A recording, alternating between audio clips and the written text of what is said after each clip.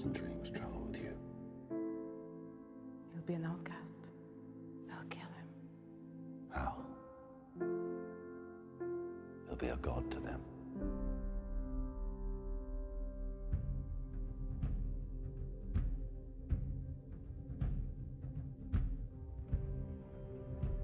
What if a child dreamed of becoming something other than what society had intended?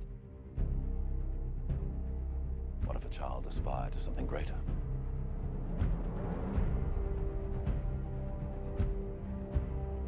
My son was in the bus. He saw what Clark did. You're the answer, son. You're the answer to are we alone in the universe? Can I just keep pretending I'm your son? You are my son. And I have to believe that you were sent here for a reason. And even if it takes the rest of your life, you owe it to yourself to find out what that reason is. How do you find someone who has spent a lifetime covering his tracks? For some, he was a guardian angel. For others, a ghost who never quite fit in. You will give the people of Earth an ideal to strive towards. They will race behind you. They will stumble. They will fall. But in time, they will join you in the sun. In time, you will help them accomplish wonders.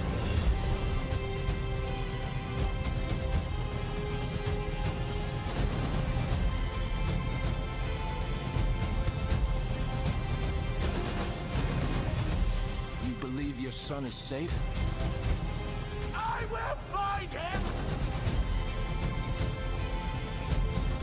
My father believed if the world found out who I really was, they'd reject me.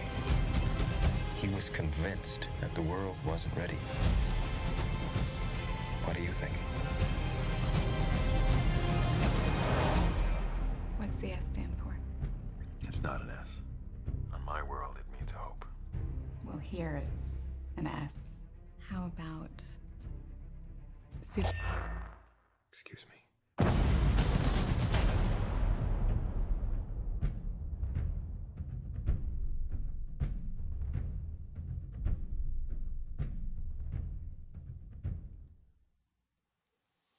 Well, you have to begin the final message on a series Becoming the Superhero of Your Family with Superman. I mean, it's just totally appropriate, right? And here we are ending spring break, and what's great about this message is so many of the families that are gone today who have kids that are in school because they've been off all week. And what we're doing, though, is closing out this series dealing with people that are adults yet children. So it's parenting adult children. So let me just ask you a question. This is an IQ quiz. First of all, how many of you at some point in your life had a parent? Let me see your hand. Okay, you can make application for this message. How many of you have a child now that is an adult, 18 years or older, whether they act like it or not? Okay, hold on. Hold your hands up and just look around for a minute. See how many people this is? Okay, a large group of us really qualify for this category right here. I have 3 kids that are now 25, 22, and 21. Now, those of you that have been around for a while, that should make you feel old because you remember when they were this big when the church started 20 years ago. Now, it's fascinating about that trailer right there is a couple of phrases. My hopes and dreams travel with you. I mean, how true is that as a parent? As we want the hopes and dreams that we have had and fulfilled and the hopes and dreams that we have not lived out through our sons, lived out through our daughters. A lot of that is a good motivation.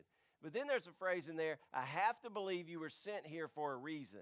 And even if it takes the rest of your life, you owe it to yourself to find out what that reason is. Now, here's the contrast I want to set up for this message today right off the get-go. So many times the dreams that we dream for our kids are really in line with God's purposes for their lives. But many times they are not. And when they're not in line, when God has a different purpose, a different plan, a different dream for our kids than what we've been dreaming, and they come into conflict, that really creates some tension in parenting. Now, I know that many of, every time we do a series on parenting, there are people that come in here and don't have kids. They go, what's the application for me today? Now, we have been talking a lot about different age groups. We started out with very young kids, and then we did elementary age, and then teenage. And the fact is, we all know people that are in this age group, or we know parents that are dealing with kids in this age group, and there's always application. Now, another issue is you will interact with kids like this at times. Now, when we were putting this series together, a memory came back to me that I've not thought of in many, many years. And it took me back to when I was 12 years old playing baseball. The baseball season, Major League Baseball, kicks off next Sunday with the opening pitch. And so I was thinking about baseball and went back to when I was 12 and playing, and I was the catcher on the team. We were playing a game. It was hot. I grew up in Georgia. It was hot during that time of year. And we were already getting beat 4-0 in the first inning, and we had not even batted yet.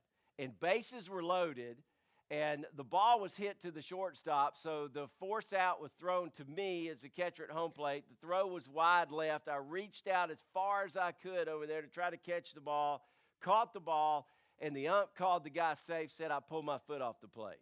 Well, I mean, obviously you weren't even there, but you know he was wrong. So I was royally angry. I was hot by that time. We're already getting beat. I had a bad temper back then. It was terrible. And I just started getting mad, yelling at the ump, throwing my catcher's equipment off, calling him stupid, all this kind of stuff as a 12-year-old. My dad was the coach. It was his finer moment there.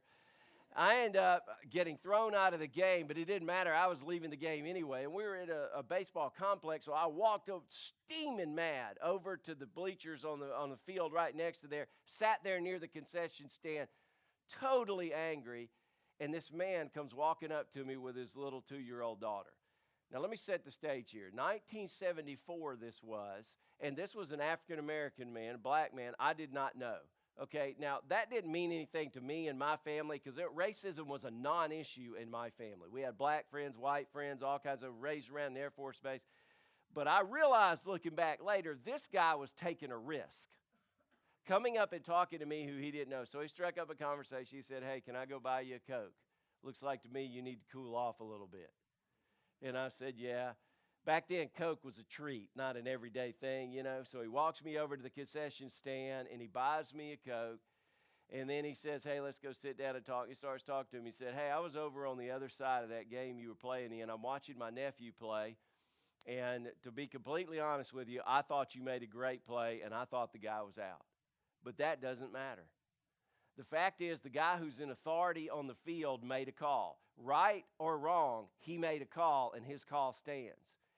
And here's what I'm here to tell you. This guy talking to me, 12 years old, he goes, I'm telling you that life is full of times that are fair and times that are unfair. And if you can't learn to deal with the unfair times, you're going to have a rough time in life. And you've just got to really know sometimes the call goes your way and sometimes it doesn't go your way. And it's how are you going to respond? And so right now, you know they threw you out of the game, and you know what the rules are. Not only are you out this game, but you got to sit out the next game. And that's not what you want, is it? That's the first time I responded, and I said, no. And he goes, all right, you need to really adjust how you play, okay? And I said, yeah. He goes, now you need to come over here and apologize to the ump.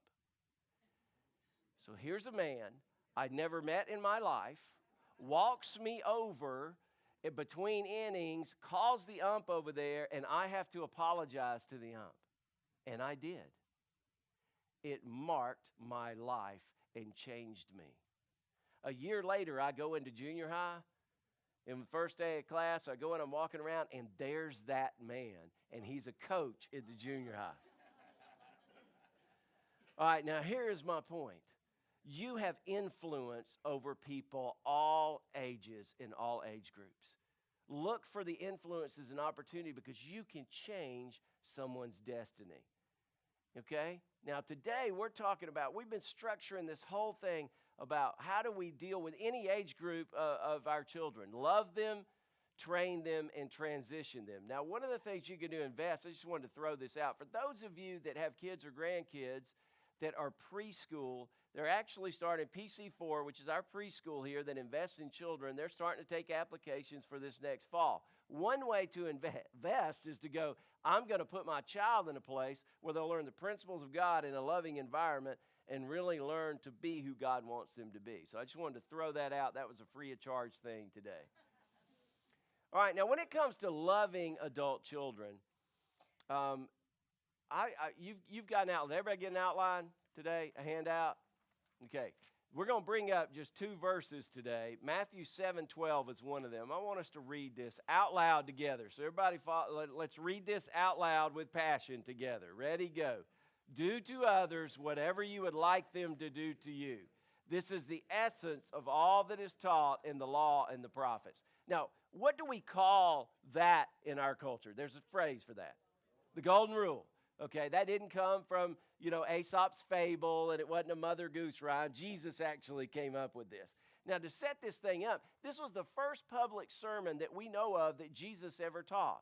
And there was one main theme in this thing. He said, basically, just like we believe in our culture today, this was going on 2,000 years ago. He says, you think that you get right with God by piling up a bunch of good things that you do. And so it's like you have a scale out there and you pile up the good things you do and you pile up the bad things you do. And if the good outweighs the bad, you're right with God and you get into heaven, right? Okay, that's the common belief. And Jesus is going, I've come here to teach you something. It does not work like that.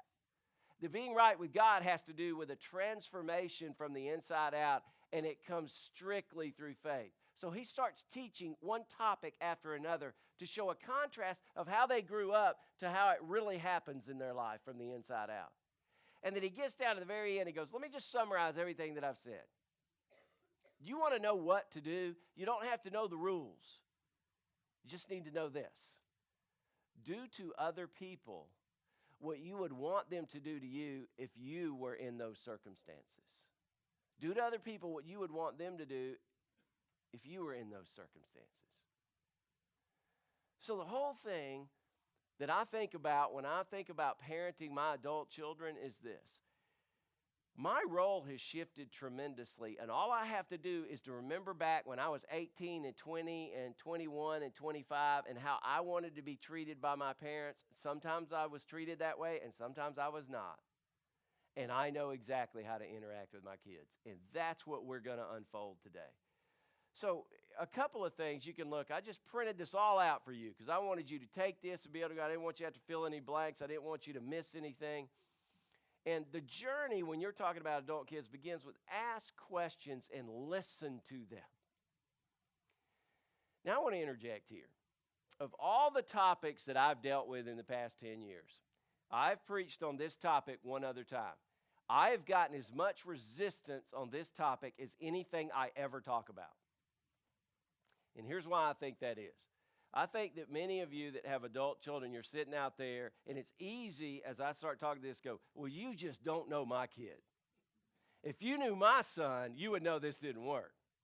If you knew my daughter, you would know how it absolutely doesn't work at all. And if you knew the culture I was raised in, I'm Italian, I'm Greek, I was up north, I'm from the south, I'm from the east, I'm from the west. You don't know my culture. Listen, what I'm saying is, these principles work because they come right out of Jesus' teaching that says, do to other people what you would want them to do to you. And how valued do you feel when people listen to you before they start giving you advice? One of the greatest things we can do with our adult kids is start by listening to them. Some of you don't need to get anything else out of this message today. You need to just shut your mouth and listen. Get it? Good. Okay. Another thing is, they are your children. But listen to this. They are your children, but they are not children. They are your children, but they are not children. They are adults, so treat them that way. Now, I brought in a video clip that kind of captures something that goes on with all these stages of life that we're talking about. I mean, how many times you sit there and think, what is going on in their head? I just do not understand. Well, there's a movie that's going to be coming out in a few months that dives into going into their head. Take a look at this with me. So, how was the first day of school? It was fine, I guess. I don't know. Do you ever look at someone and wonder what is going on inside their head? Did you guys pick up on that? Sure did. Something's wrong. We're gonna find out what's happening, but we'll need support. Signal the husband.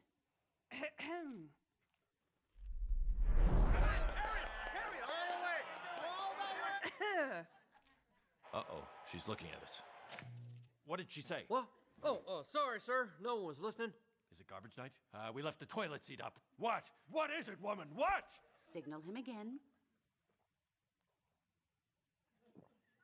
Ah, so, Riley, how was school? You gotta be kidding me. For this, we gave up that Brazilian helicopter pilot?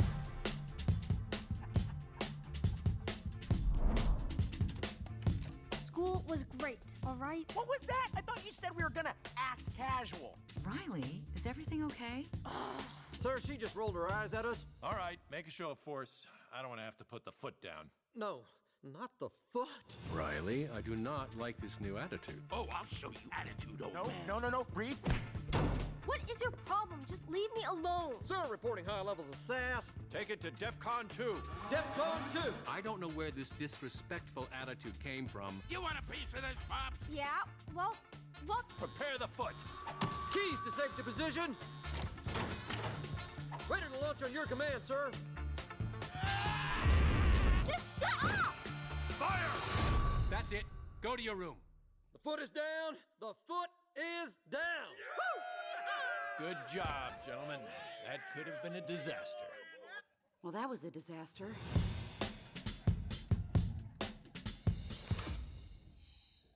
Come, fly with me, Gatinha.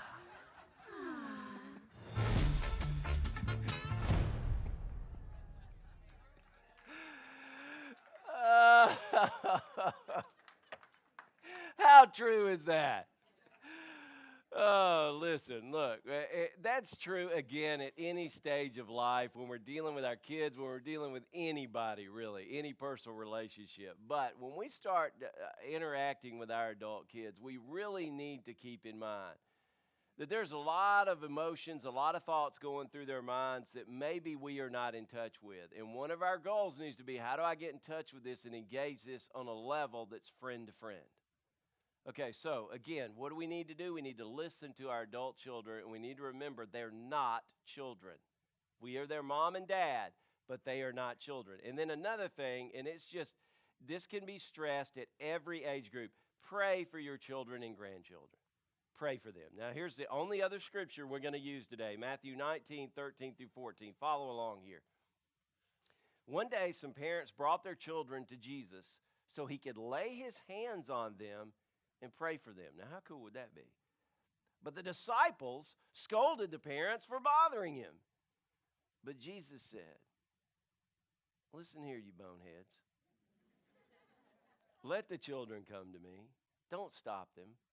For the kingdom of heaven belongs to those who are like these children. Now look, if you were to take the Bible, if you were totally new to the Bible, and you just said, I'm going to speed read this thing over the next week, and I'm going to read from cover to cover the entire Bible, and you started out and you sped through it, there would be many things you wouldn't understand, many things that would confuse you. But if you got all the way to the end, one thing that you would say is, man, I don't know if I believe this at all or buy into this. But this prayer thing, this is a big deal to these people who wrote the Bible, and it's a big deal to God. Prayer seems to really make a difference. Now, when I'm telling you, when you don't know anything else to do, pray for your kids. When you don't know anything else to do, pray for your grandkids. When you do know what to do, pray for your grandkids and pray for your kids. Constantly pray for them because it shifts things around and changes things. Get it? Good. Okay, the number 2 thing, we love them and then we train them. Now, your training role, though, becomes very different now. It becomes one of consultant or advisor, counselor, mentor, whatever word you want to use. Now, look, already what I hope is going through your mind is think back at times when you were 18 or 20 or 22 and your mom or dad interacted with you in a way that treated you like a 12-year-old. Do you have any memories like that at all? Let me see. Who has some memories of being treated like that? Okay. Did you respond real positively to those? No. None of us did. We don't ever respond positively to that. And the reason we don't is because we want to be treated like an adult, whether we're acting like one or not. It doesn't mean that we're right. I mean, we look back and we all have memories and go, man, was I an idiot when I was 19. Now that I'm older, I realize that. Didn't realize it then.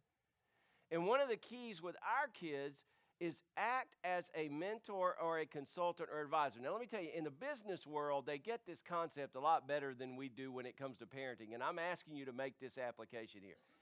When you're talking about a consultant, advisor, counselor, mentor, basically what happens in a business is you hire somebody to come in and play this role for you, an advisor role for you, a consultant role. And the bottom line is you are paying them to look at your organization or to look at the personal interactions that are there and give you advice, and then it's up to you whether you take it or leave it. You can pay money and not do anything that they say. That is exactly how we need to interact with our adult kids. Now, to get ready for this message, I took a risk and I talked to my 3 kids and I asked them about our parenting, mine and my wife's parenting. So that's a risky thing when you're asking, you're going to this message, 25, like I said, 22 and 21. And you're going, tell us how we did. One of my sons said this. He goes, look, Dad, you did a great job when it came to this transitioning thing.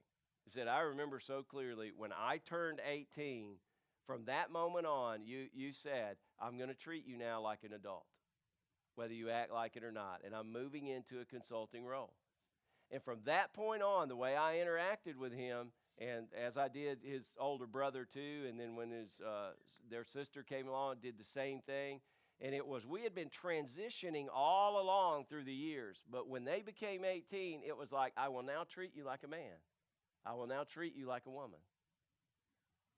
Whether you act like it or not, whether you deserve it or not. And that begins so often with simply asking questions and acting like an equal with them. So I actually came up with an acrostic. This is one of the few things I didn't steal from somebody, but I'm sure I should have Googled it. It would have taken a lot less time if I would have done this.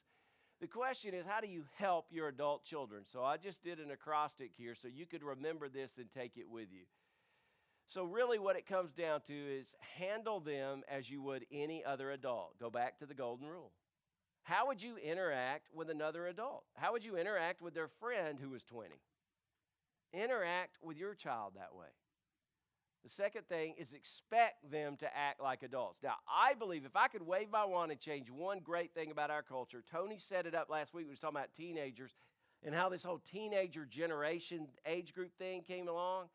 And so much of it is we do not expect them in our culture to begin acting like adults until they're like 22. Now you think about it and start observing everywhere. Think about all you hear. You turn on sports. I mean, you could just right now, March Madness is going on. I stayed up late and watched that Kentucky game last night. What a great basketball game. And you see these interviews with these coaches and they go, well, these kids this. I love my kids. Wait, that dude's 21. And you're calling them kids. Why? Because they're treating them like kids. Go, well, they're acting like kids. Look, they're going to act like kids if we expect them to act like kids. But as a culture, if this room right here would walk out of here today and go, you know what, when someone's 18, I'm going to start expecting them to act like an adult. Now, I know they're not going to, but I'm going to expect them to. If we change the expectation level in our culture, it would change how rapidly the generations grow up. And so we need to expect them to act like adults. And then the L letter is let them experience the rewards and consequences of their choices. I've already told you this topic I get a lot of resistance on. This is what I get the number one resistance point on. I'm constantly talking with parents that go, well, I can't do that for my daughter. I almost developed a companion acrostic for this called HURT. See, because here's the thing. In trying to help them so often, if we don't let them experience the rewards and consequences of their choices, we are hurting them. Let me say that again. In trying to help them, if we don't let them experience the rewards and consequences of their choices, then we are really hurting them. And so often we feel like, well, I can't let them face the consequences of that choice or the consequences will be too great. Look, they may need those consequences to change them and make them into the man or woman you want them to be and that God wants them to be. But we get in there so often and mess up exactly what God is doing.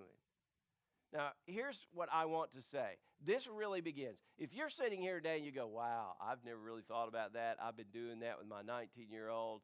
I need to change. I'm going to go home and change today. Okay, don't go home today and go, you're out. You got three hours. I'm throwing your stuff out in there, and you suck. And if you'd have just been like me when I was 19. Okay, if you really want to change this thing and you haven't been if you haven't been moving toward this already, one of the first things you need to do is talk to them about your growth process and your journey in life and what it was like for you when you were 19. And I'm not talking about how much better you are than they are. I'm talking about start telling them about your struggles and your failures and your hurts and habits and hang-ups.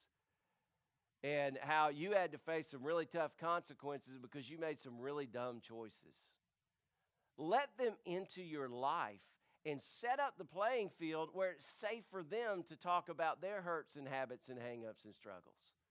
Part of the problem with adult children is they're not going to talk to you because it's not safe. It's not safe. How do you make it safe?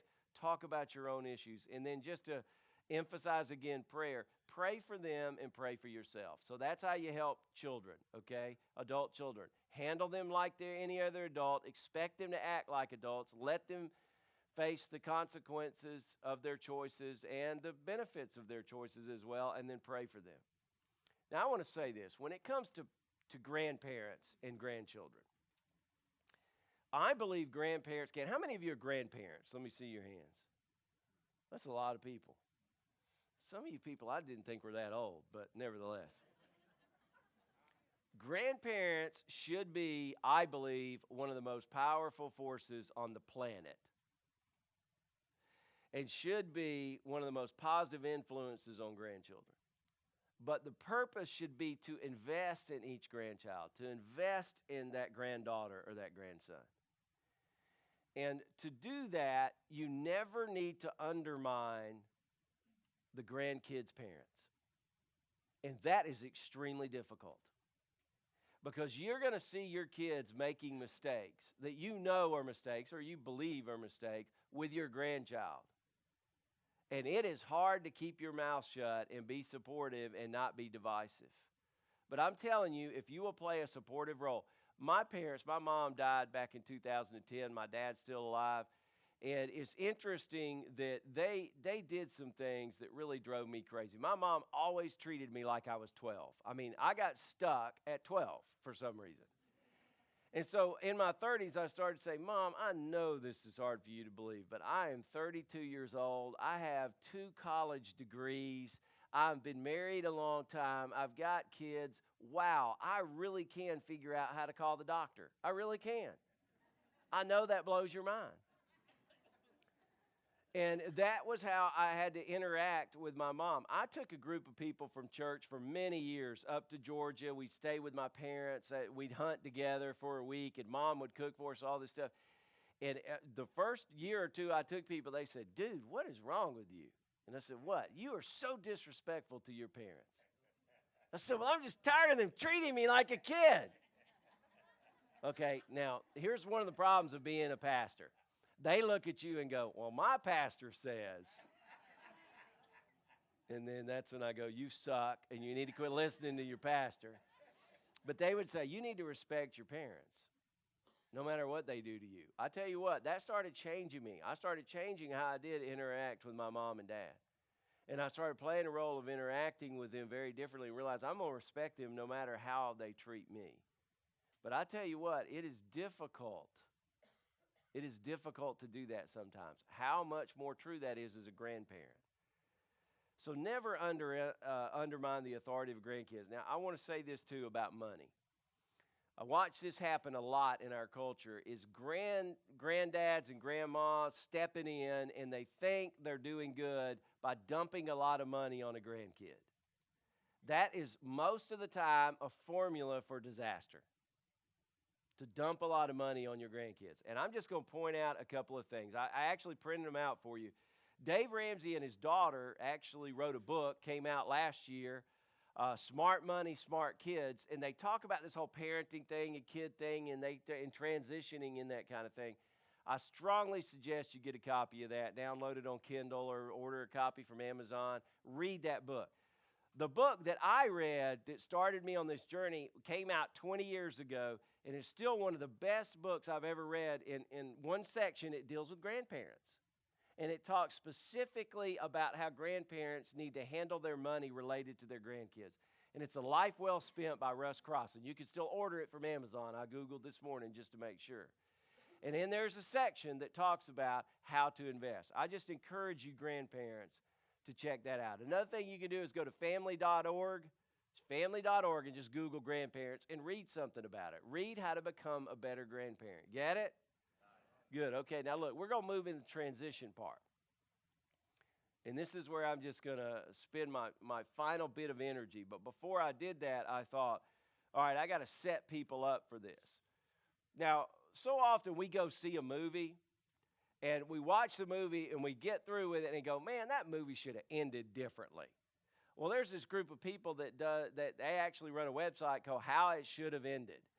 And so when the movie Frozen came out, not too long after that, they did how many of you saw the movie Frozen? Because if you have kids or grandkids or whatever, you've seen that movie, you certainly have heard the music. And so they said, okay, how should that movie have really ended? Take a look at this with me.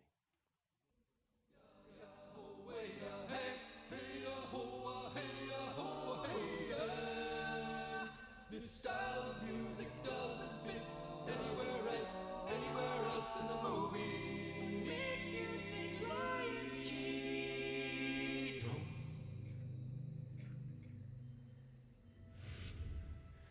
She will be okay.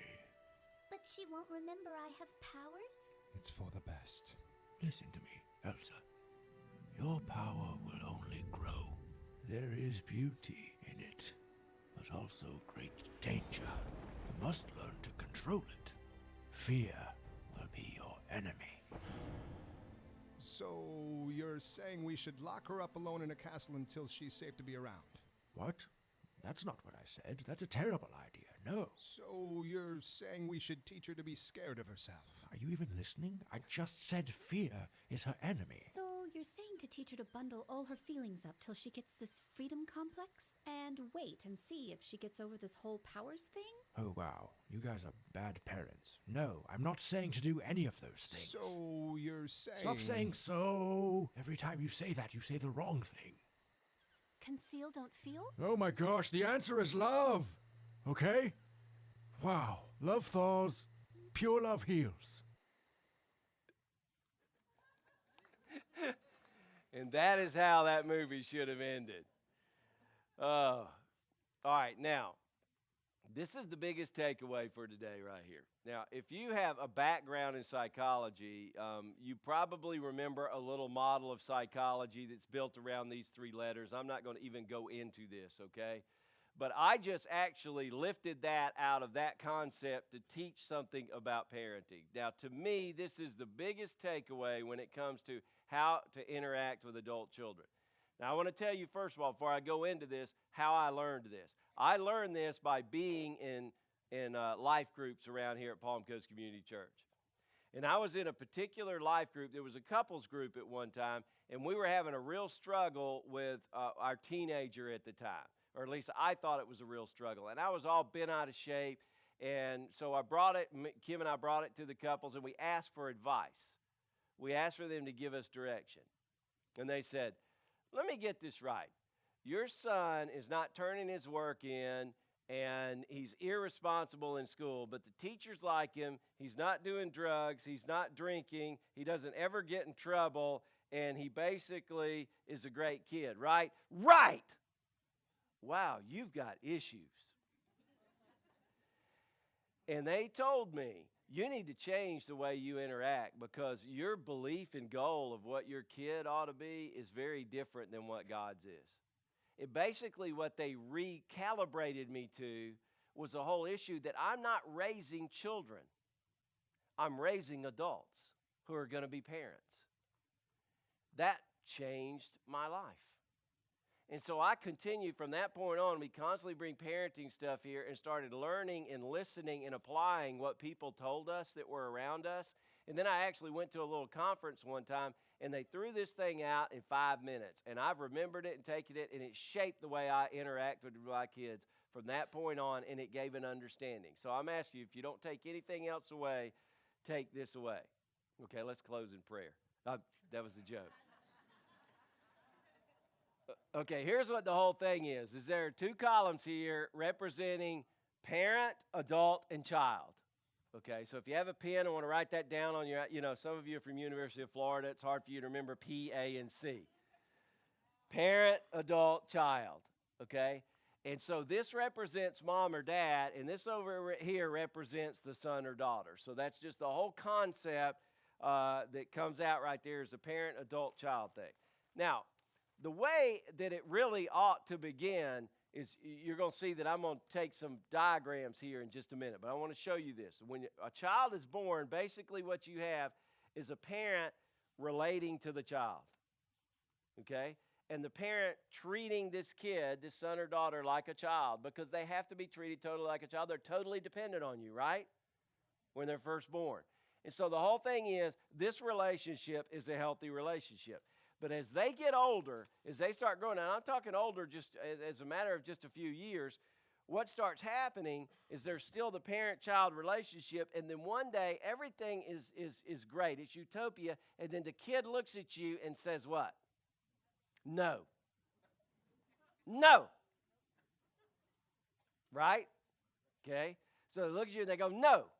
Now, something is going on there that God has wired into the psyche of humans to grow up, and that is this, that the child is beginning a process of moving toward adulthood when they go, no. And all psychologists and psychological theories agree with this kind of thing. So they're growing up. The thing is, as that continues to go, there's still some parent-child stuff that has to go on, a lot of that has to happen. But every once in a while, we need to slip down here to an adult and treat them like an adult. Now, I'm telling you, this starts at 3 years old, 4 years old, 5 years old, 6 years old, 7, age appropriate. There are times that go, okay, I'm going to let them decide whether they're going to eat green beans or black-eyed peas tonight. I'm going to give them a choice. Okay, I'm not going to give them a choice on whether they're going to eat Pop-Tarts for dinner or something good for dinner. But I'm going to give them a choice. And so this is what happens in a healthy parenting model. Then as the kid grows a little older, we get to the teenage years. And in the teenage years, what starts happening is the parenting role needs to become much more involved in treating them like an adult. Much more involved. A lot less involved in treating them like a child. And then what we're trying to do is get the child to come up here to adulthood and deal and act like an adult so they're interacting with an adult. Now, how often does that happen with a 14-year-old? How often does that happen? Okay, you say not often, but really think about it. When you were 14, or when your kid, if you're parenting someone who's 14, the truth is they do this about 17 times an hour. Okay? They'll come up and they'll say something so responsible to you, and you're like, wow, I had an adult conversation, and then something will just short circuit in their brain, and 30 seconds later, they're acting like a 2-year-old again, right? Okay. So, but the thing is, what we are trying to learn to do over here as a parent is move down from treating them like a parent down to acting more like an adult with them whenever they give us the opportunity to do it. And we want to invite them into adulthood over and over and over again. Okay, now this is very much an art. I'm not saying it's a science to know when to do it, but the point is you got to think like, I am trying to move down here. Now, why is that? Because when they become an adult, what you're after is an adult-to-adult relationship. That's what you want with your adult children, an adult-to-adult relationship. Now, let me tell you something. The key to this happening is not your child acting like an adult. The key to this happening is you quit acting like a parent and you come down here and start acting like an adult. Now, that is very, very difficult. Because you're watching them so often make decisions that you know are the wrong decisions. You know they shouldn't quit that job. You know they shouldn't drop out of school. You know they shouldn't buy that car. I mean, how many times can you go over and over and over again on this? But the deal is you are trying to get this to happen. But what goes on so often is if we don't work that model and we don't come down here and act like an adult, this is what happens. It's a dynamite process, and it becomes very explosive. Because we stay up here as a parent, and we're treating them like a child, and they really are at adult age, and they're trying to act like an adult, even though they're making dumb decisions sometimes. And so they want this adult-to-adult relationship. They want to be treated like an adult, whether they act like it or not, and then yet we're still trying to treat them like a parent, and that is an explosive situation every time. That's why a lot of you left your homes when you did. I remember when I was graduating from high school, senior year, this is one thing my parents did extremely well, is they moved from the parenting down to the adulthood as far as dealing with me as a teenager. I remember most of my friends in high school could not wait to move out of the house because they couldn't stand being treated like a child by their parents. Now, I didn't recognize that back then, but as I went off to college a couple of years, I looked back and I went, why did they want to get out of the house so bad and I didn't? This is why. It's an explosive situation. So, what we really are trying to do in this dynamic process, dynamic means movement, it's constantly changing, it's constantly moving, is we have to force ourselves to stay down here and act like adults. That means when our 21-year-old says to us, yeah, I'm going to move back home and live with you guys, and we say, wow, we say no, which is a difficult thing to do. And we say, well, let me tell you, I could have a conversation with you about that. So if you're ready to have this conversation, then we can talk about that. Well, no, I'm moving back home. Look, I'm not going to have this conversation with you. I'm not having that conversation. But I will have this conversation. If you want to talk about come back home, what are you trying to accomplish? Are you going to go back to school? Do you have a job? Will you pay rent? That kind of thing. If you can have an adult-to-adult conversation, but usually what happens in our culture is this, well, forget it. I'm not talking to you anyway. You hate me, and they start texting and Facebooking and Snapchatting and all this stuff about how bad of parents they have, right? Okay, and the key then is don't you start doing this. Why are you laughing? Because we see this all the time. You're trying not to act like a parent and act like an adult, and they respond like a child, and so then you move down there and go, well, if you're going to act like a child, I'm going to move down on the same level so we can have the right kind of relationship. Let me tell you something. That doesn't ever work. So what God wants us to do, again, is to move up and for an adult-to-adult relationship. Now, let me just say this real quickly. Grandma, granddad, dealing with son, daughter, son-in-law, daughter-in-law, this is what is so important here, is that you start interacting with your grandchild, your grandchild through the adult son and adult daughter. And what you're trying to do is have this kind of relationship so that you can have this kind of relationship with your grandchild. But if you don't do this well, this won't go well. That was free of charge, by the way. So look, all I'm getting around to is this. Identify yourself up here. That's really what the takeaway of this whole message is. Identify yourself and how you're interacting with your adult child. Now look, here's what I'm trying to say. Don't disengage completely, concluding they don't need your help. That's not what I'm saying.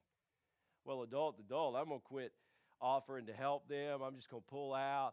I'm going to leave them alone. That's not what I'm talking about. That's not what a consultant and advisor does.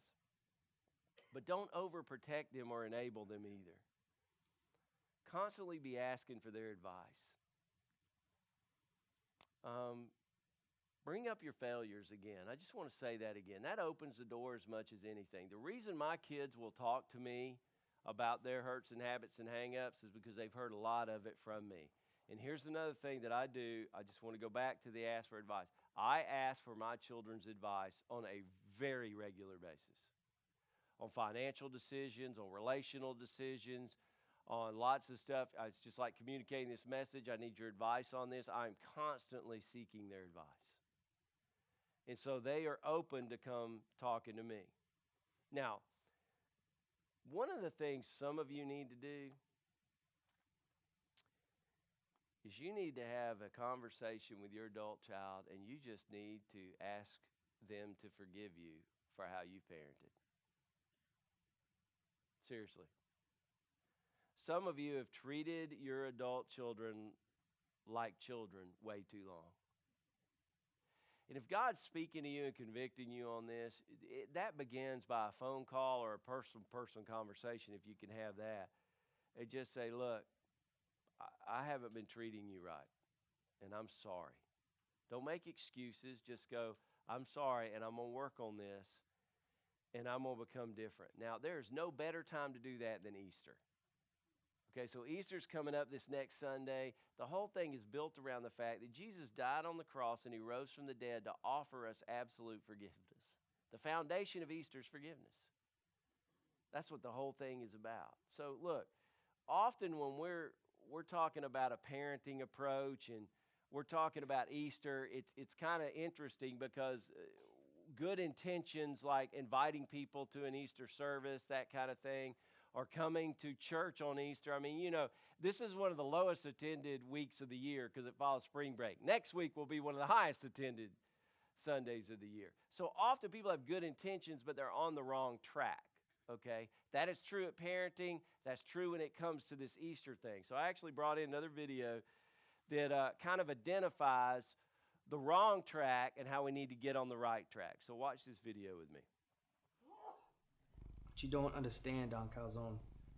I've tried for years, and nothing. That's why I'm coming to you on your daughter's wedding day for help. I need you to help me get my dearest friend to go to church on Easter.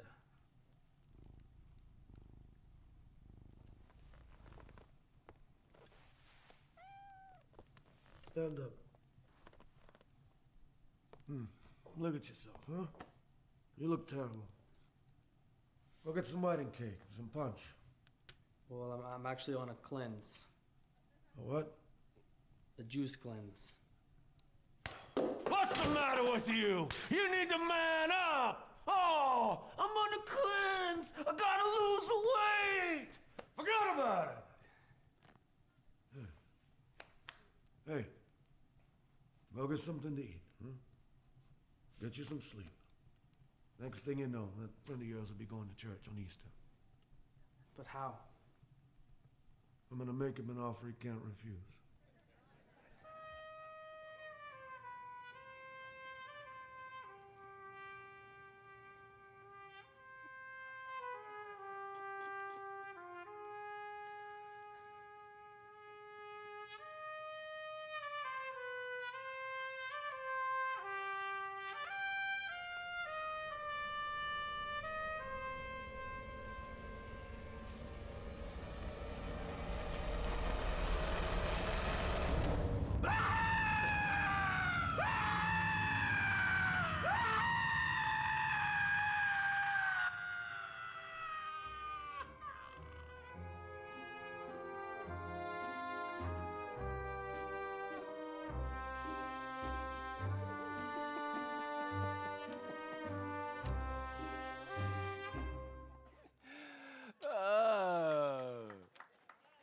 Somebody challenged me that I would not use that in the service. I said, you're going to lose your money, I'm telling you.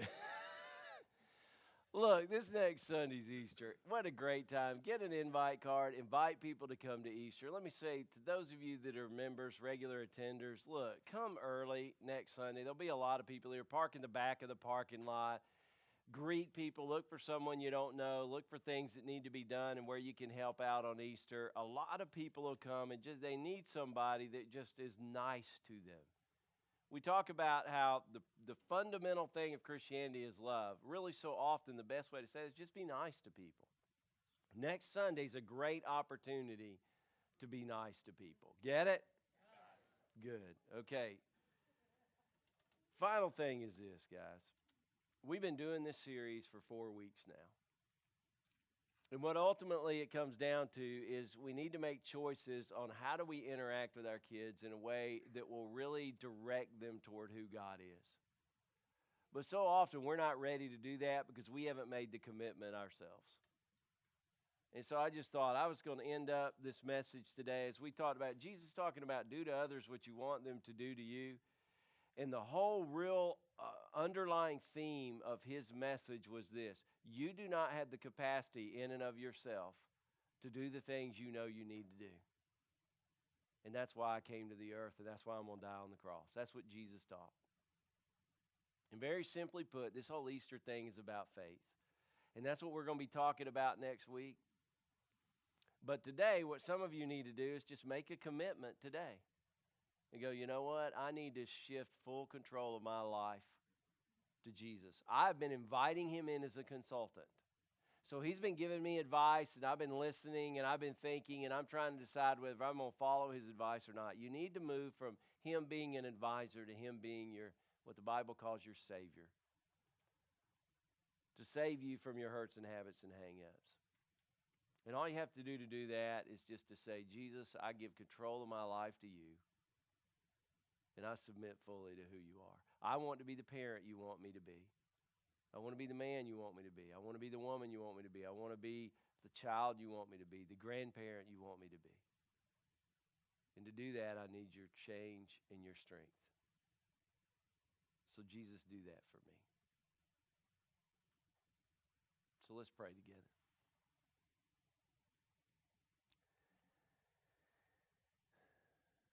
God, there isn't a time that I come around to any of these parenting messages that I go, okay, I can know how to be the dad you want me to be by looking at how you treat me.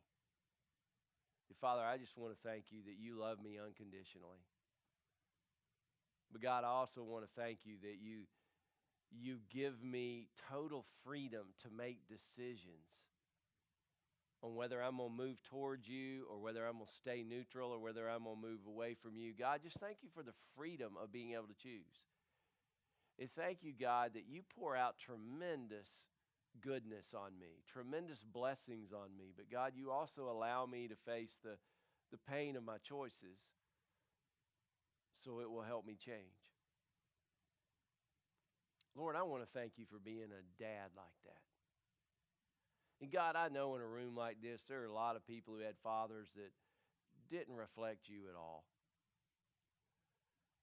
And so there's a lot of pain they have to work through to get to the place where they see you are the perfect father, the loving father, one who loves unconditionally and no longer judges us, but forgives us. God, I'm asking you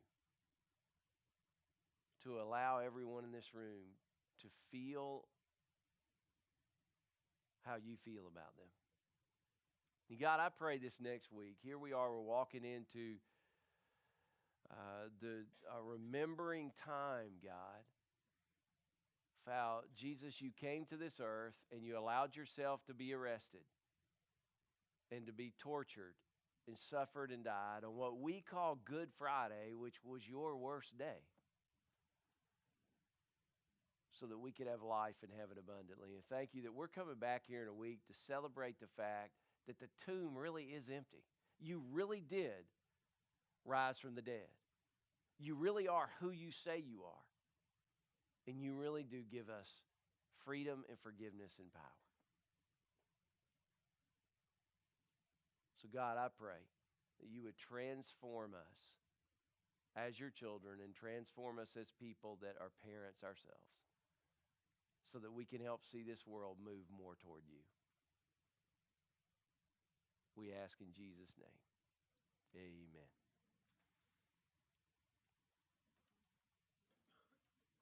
Look, it's been a rough week, okay? Now they're saying they saw him. Like he just suddenly appeared in a locked room. They didn't believe it was him. But then he showed them his hands and asked, "Why do doubts arise in your mind?" What kind of question is that? Why did we doubt? We all saw him dead. Anyways, I told them that I will believe it when I see it. And later, we were all praying. And all of a sudden, Jesus, he looked at me like I was the only person in the room. He told me to touch his hands where the nail had went through, and on his side where the spear had pierced him. He came just to tell me, stop doubting and believe.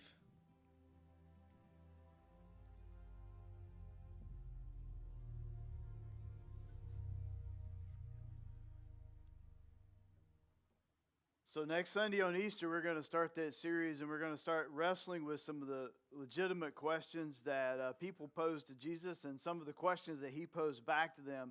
And if we're all honest about it, there's serious doubts that we have about the whole thing, and that's where we're going to start next week. It's just a great opportunity to invite people to church, like Billy was just saying. We're going to take up the offering now. If the ushers would go ahead and get in place. You have an opportunity to give here. We have a giving kiosk in the back where if you want to use plastic to give, you can go onto our website, mypc3.com. All different kinds of ways to give. Look, just me mention this about giving, and then I'll pray for the